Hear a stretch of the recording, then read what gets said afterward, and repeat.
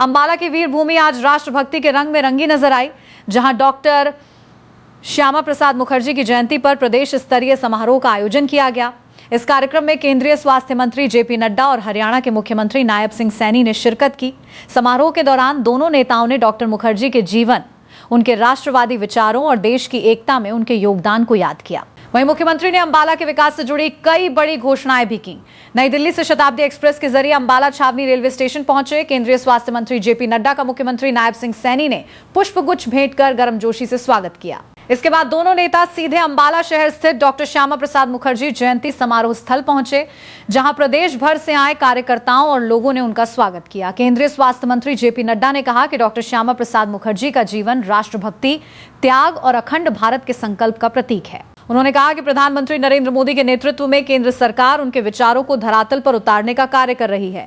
JP Nadda ने कार्यकर्ताओं से डॉक्टर मुखर्जी के आदर्शों को जन जन तक पहुंचाने और राष्ट्र निर्माण में सक्रिय भूमिका निभाने का आह्वान किया। डॉक्टर श्यामा प्रसाद मुखर्जी की जयंती पर आयोजित इस प्रदेश स्तरीय समारोह में राष्ट्रवाद, विकास और संगठन को लेकर कई महत्वपूर्ण संदेश दिए गए।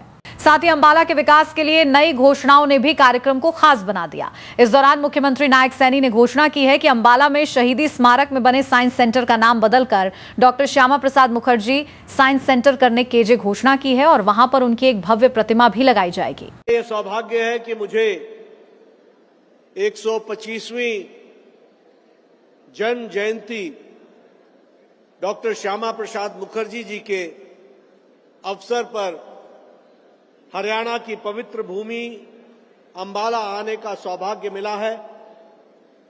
सबसे पहले तो यह भूमि जो सांस्कृतिक दृष्टि से और धार्मिक दृष्टि से गीता की भूमि कही जाती है, यह भूमि जिसे आजादी के लड़ाई से जोड़ते हुए देश के वीरों के लिए जाने जाने वाली ये धरती है और खेल स्पर्धा में हमारे देश में नाम रोशन करने वाली हरियाणा की भूमि को मैं नमन करता हूं और नमन करते हुए अपनी बात को प्रारंभ करता हूं। आज हम अंबाला में बैठे हैं। हम सबको याद रखना चाहिए कि वो अंबाला में ही उतरे थे और यहीं से उन्होंने अपनी यात्रा शुरू की थी। उन्होंने सोनीपत, पानीपत, करनाल, नीलोखेड़ी, शाहबाद सब जगह भाषण देते हुए वो जम्मू कश्मीर की तरफ उन्होंने प्रस्थान किया था और वो यात्रा उनकी अंतिम यात्रा बनी, यह भी हम सबको मालूम है। और हम सब जानते हैं कि 1951 से लेकर 1953 के बाद हम ये नारा लगाते रहे, जब श्यामा प्रसाद मुखर्जी जी का बलिदान हुआ तो हम कहते थे, जहां बलिदान हुए मुखर्जी वो कश्मीर हमारा है। हम सबका मार्गदर्शन करने के लिए डॉक्टर श्यामा प्रसाद मुखर्जी की 125वीं जयंती के अवसर पर अंबाला की ऐतिहासिक भूमि पर पधारे। भारत सरकार ने केंद्रीय स्वास्थ्य एवं परिवार कल्याण मंत्री, पूर्व में भारतीय जनता पार्टी के लोकप्रिय अध्यक्ष रहे माननीय जयप्रकाश नड्डा जी, जोरदार तालियां बजाकर के इनका स्वागत करिए। हमारे बीच में भारतीय जनता पार्टी की बहुत ही लोकप्रिय अध्यक्षा अभी आप सबके बीच में जिन्होंने विचार भी रखे हैं, माननीय श्रीमती अर्चना गुप्ता जी, भारतीय जनता पार्टी के वरिष्ठ नेत्री, केंद्रीय संसदीय बोर्ड की माननीय सदस्य श्रीमती शीला यादव जी, भारतीय जनता पार्टी की वरिष्ठ नेत्री श्रीमती ममता कटारिया जी, हमारे प्रदेश के संयोजक संदीप जोशी जी, हमारे जिला के माननीय अध्यक्ष मनदीप राणा जी, असीम गोयल जी, अक्षिता सैनी जी मेयर अंबाला, पवन सैनी जी पूर्व विधायक, संतोष सारवान जी पूर्व विधायक और उपस्थित अंबाला के हमारे सभी कार्यकर्ता भाइयों और बहनों, आप सबको दोनों हाथ जोड़ करके मैं प्रणाम करता हूँ। आप सबको राम राम कहता हूँ।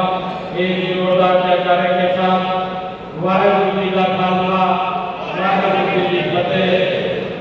साथियों, आज हम सब एक ऐसे महापुरुष को स्मरण करने यहाँ एकत्र आए हैं जो केवल एक व्यक्ति नहीं थे, वे एक विचार थे, वो एक संकल्प थे।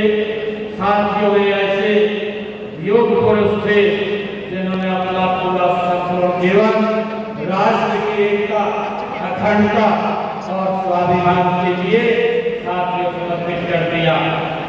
साथियों, इतिहास में कुछ लोग ऐसे होते हैं जिन्हें पढ़ा नहीं जाता, उन्हें साथियों जिया जाता है। ऐसे महान व्यक्तित्व होते हैं और उन महान व्यक्तित्वों में से जो केवल अपने समय का साथियों नेतृत्व नहीं करते, वे आने वाली पीढ़ियों का मार्गदर्शन भी करते हैं।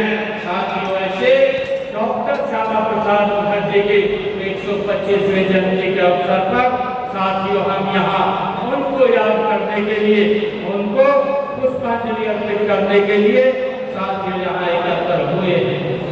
साथियों, आप सब जानते हैं पिछले वर्ष जुलाई 2027 तक, पिछले वर्ष से जुलाई 2027 तक हम डॉक्टर श्यामा प्रसाद मुखर्जी का 125वीं जयंती का 2 वर्षीय ये महोत्सव मना रहे हैं। साथियों, यह कोई साधारण आयोजन नहीं, साथियों यह एक महायज्ञ है, एक ऐसा महायज्ञ जिसकी लोग डॉक्टर मुखर्जी ने विचारों को देश के कोने कोने में ले जाने का काम किया है। साथियों, एक ऐसा महायज्ञ जो उनके विचारों को हर गांव-गांव, हर घर घर तक पहुंचाएगा। साथियों, यह उत्सव केवल स्मरण मात्र नहीं है, यह राष्ट्र की और एक ऐसा ऋण मुक्ति है। साथियों, ऐसी एक विनम्र कृतज्ञता है उस महापुरुष के प्रति जिसने भारत की एकता और संवैधानिक अखंडता के लिए अपना सर्वस्व बलिदान दिया है।